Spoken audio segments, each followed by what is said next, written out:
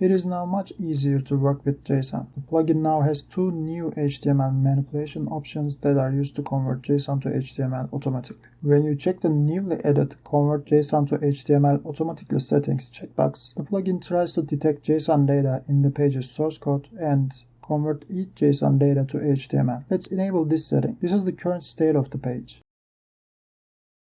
Let's reload it. As you can see, there are two new containers, each of which contains HTML elements that represent JSON data. You can select these elements, just like other elements, to use them in the other settings. For example, the post title is available here. We can select it in the post title selector setting.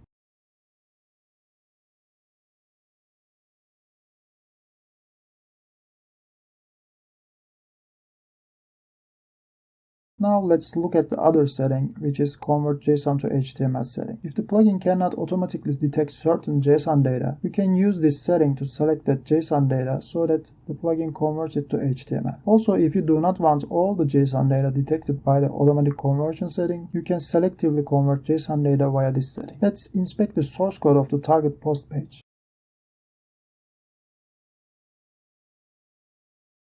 There is a JSON string here, which I want to convert to HTML. It is defined in the head element. Let's write a CSS selector for it.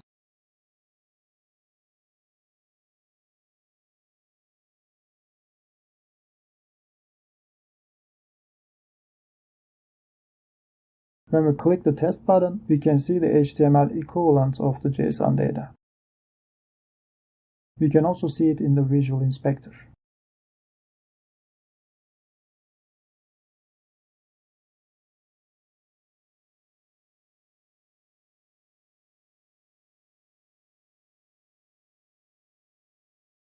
There are also two new action commands for converting JSON to HTML. They are available for the properties that output JSON. There are two new properties that can be used to retrieve JSON from an element, which are attribute value as JSON and text as JSON attributes. When you select one of these attributes, the JSON to HTML conversion commands are available for selection. Let's use the text as JSON attribute.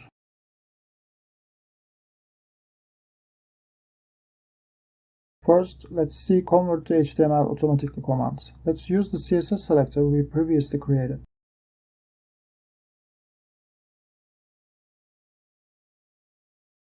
As expected, it is converted to HTML and appended to the source code of the page. This command has two other options, which are only field paths and unnecessary field paths options. Let's see what they are used for. First, let's beautify the JSON string so that we can easily find the paths for the fields we want or do not want.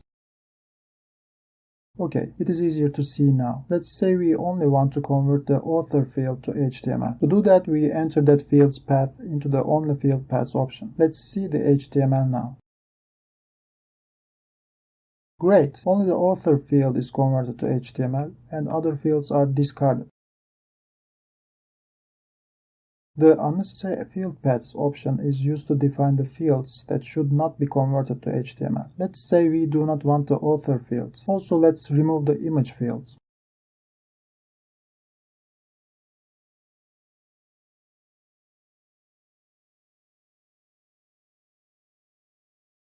Great, the fields other than the author and image are converted to HTML. Now let's see the other command, which is Convert to HTML command. With this command, you can define the HTML template yourself. To quickly remember how a template is defined, you can click the information button of the option.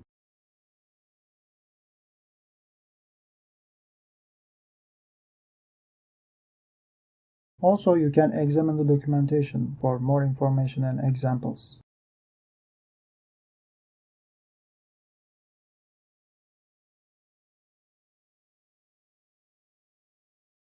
Okay, let's create a template. Let's retrieve the headline from the JSON and put it into a div element.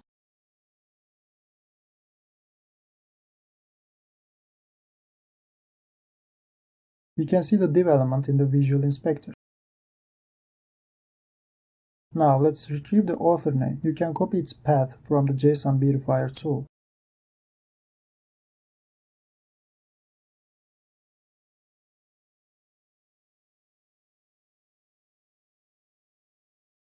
Also, let's give an ID to our div element.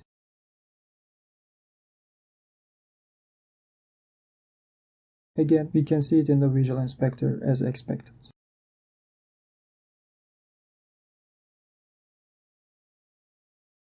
Let's now retrieve this image URL. The image field defines an array, so we will define a loop in the template to retrieve all the URLs defined in the image field.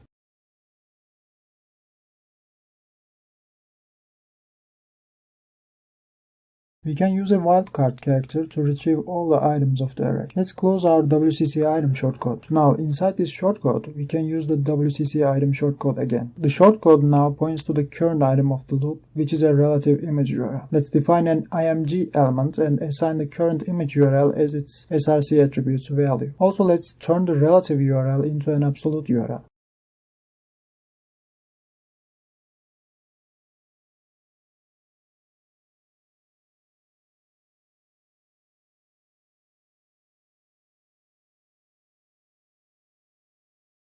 Let's reload the page in the Visual Inspector. Great, we can see the image. We have successfully extracted the image URL from JSON and converted it to an img element. Let's say we want this image to be below the title of the post. To do that, we can use the move command. The element we want to move has the ID of images, as we defined in our HTML template. We want to move it relative to the title of the post, so our reference element will be the title of the post. Let's refresh the Visual Inspector. Perfect. The image is now below the title.